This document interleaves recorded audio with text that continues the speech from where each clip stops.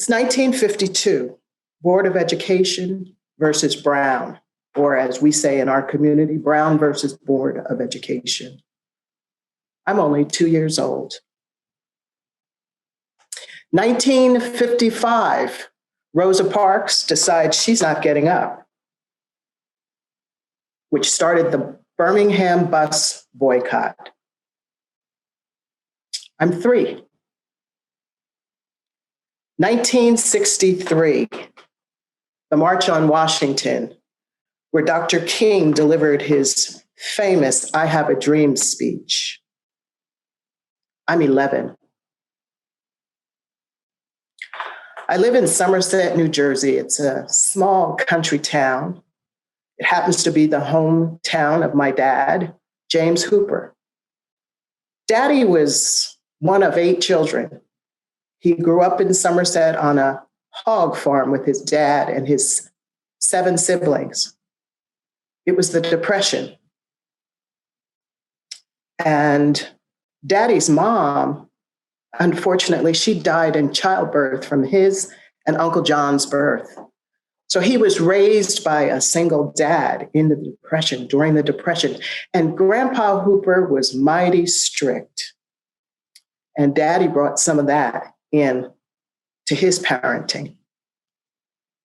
So I lived in Somerset with my dad, James Hooper, and I lived in Somerset with my mom.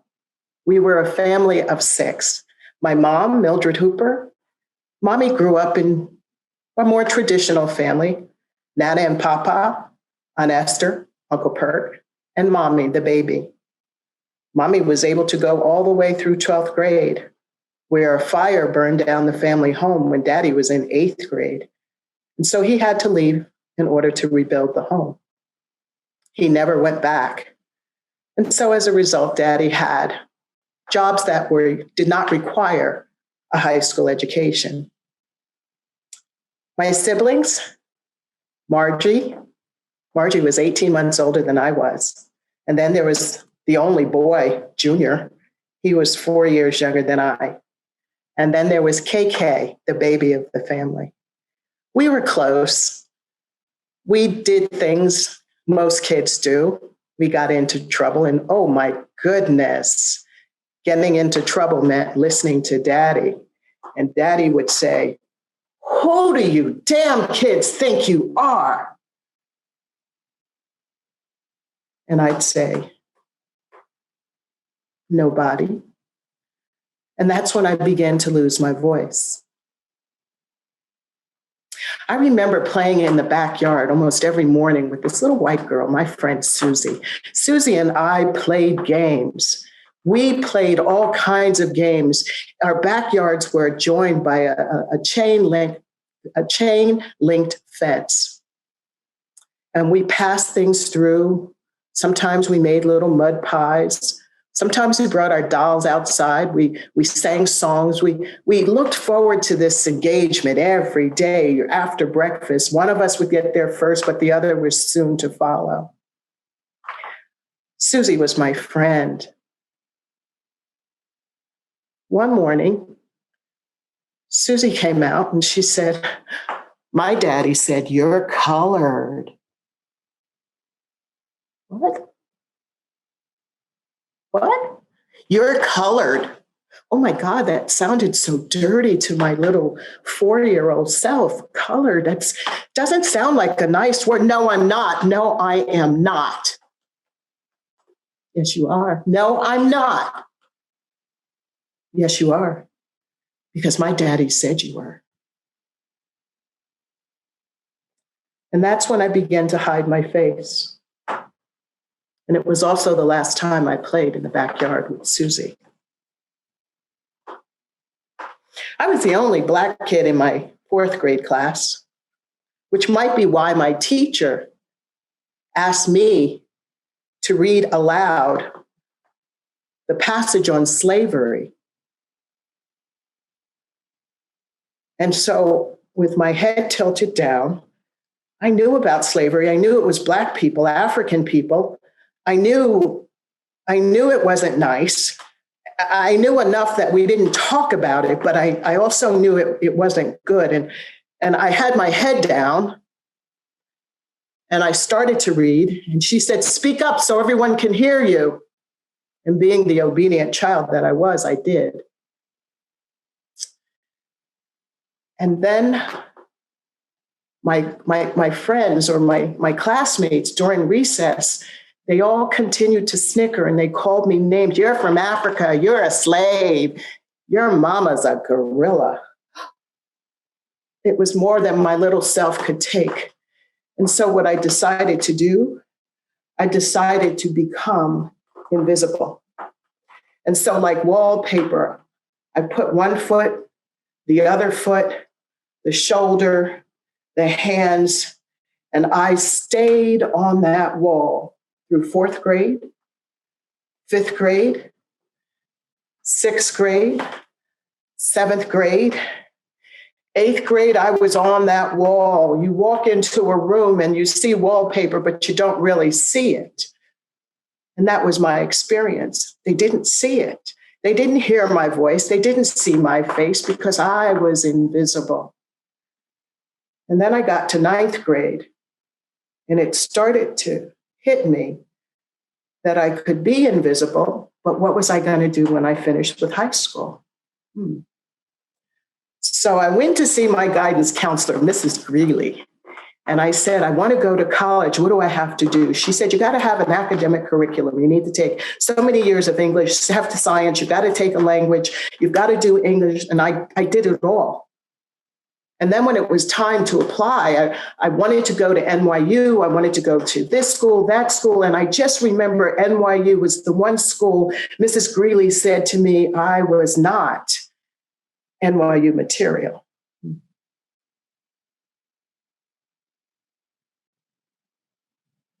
Well, I thought about it because by now I had started taking a little step off the wall.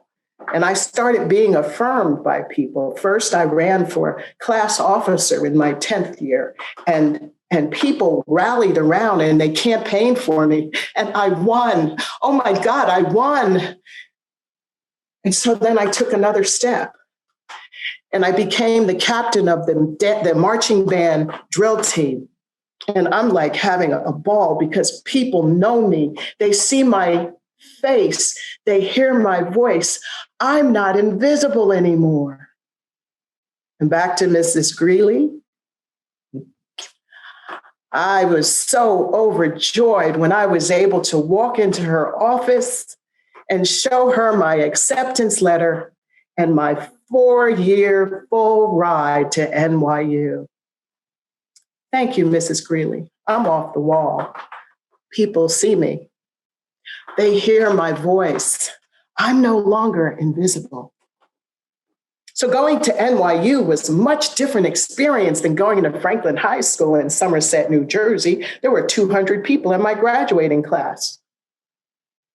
There were 300 people in my biology class at NYU, my very first class. Oh my goodness. Now, I had taken biology in high school because, after all, I had an academic curriculum, didn't I? So what is this mitochondria? What is mitochondria? What is the Krebs cycle? What? I'm startled. I'm startled. I'm smart. I did well in high school, but this is all foreign. And then I realized that while I was an okay school, it wasn't a private school. And it was an experience for me to go through NYU, which was a prestigious private college with a dictionary next to everything I read. Mm-hmm.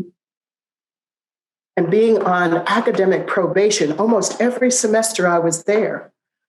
But by the time I graduated, I knew how to study. I was doing it to it. And when I graduated, I graduated with pride. I had a couple of jobs in between, starting with corporate America. And by then I had been married. That didn't work out, but I had this beautiful little baby boy.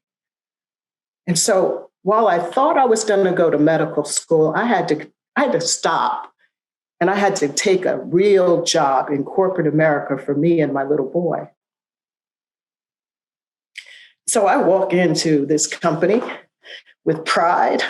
I got a degree from NYU. I'm a management trainee. I've got a college degree, which in 1980 was kind of new, rare.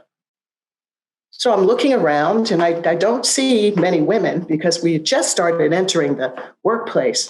But the women that I saw were wearing this uniform, navy blue suits, skirts. Women were not wearing pants to work. Black women, the few that I saw who were on the officer track or junior officers, their hair was straight, silky, and flat. And so I had to become someone I wasn't. My face was no longer welcome. I had to look like the white men in this institution, like all the other women.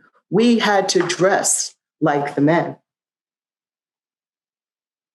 Okay, well, at least I wasn't alone on that, but nobody had a face if you were a woman as far as I was concerned. Okay, I can deal with that. I still have my degree from NYU. But it was in those meetings, in the conference room meetings with my team, with my colleagues and my boss, where they couldn't hear my voice. We're discussing a client issue. And I'm listening and I have information because I've been handling different clients. And I came up with an idea. And I said, Chuck, I have an idea. Chuck, I think I have it. What is it? Well, I go on to tell Chuck about my idea, and he just went back to the conversation he was having, like I hadn't spoken. And then there were those occasions when I would say something, but it was like I had three eyes. Everybody just looked at me. Did I tell you I was the only one in the room that was Black and a woman? And my good old friend Ken thought he was coming to my defense. And Ken would say, oh, well, what she meant was, and Ken would use exactly the same words that I had just spoken. And then Chuck would say, good idea, Ken. So I was being asked to hide my face, and I was being asked to lose my voice yet again.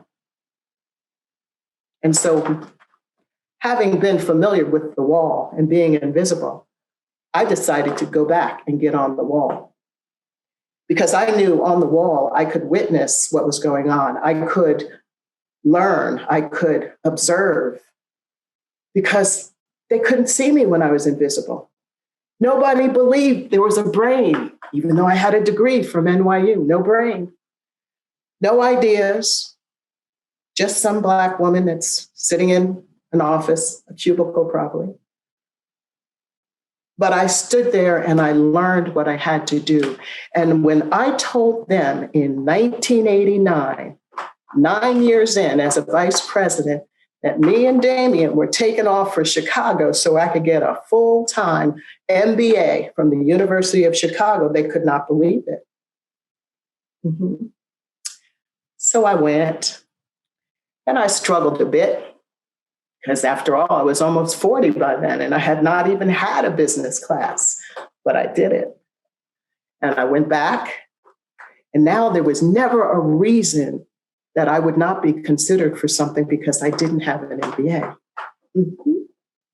And so I'm feeling kind of good, even though the same games are being played. But you see, I have chosen to come off the wall again. And when I hit my 20th anniversary, I said, see ya, I gotta go. And nobody expected that because I was a single mom and she needed this job. And it's okay that we didn't give her a raise or a promotion when she deserved it. And no bonus, no consistent bonus. And when I got one, it was that big. And I was supposed to appreciate it. Okay, yeah, I do. I appreciated everything that I got. But I gotta go.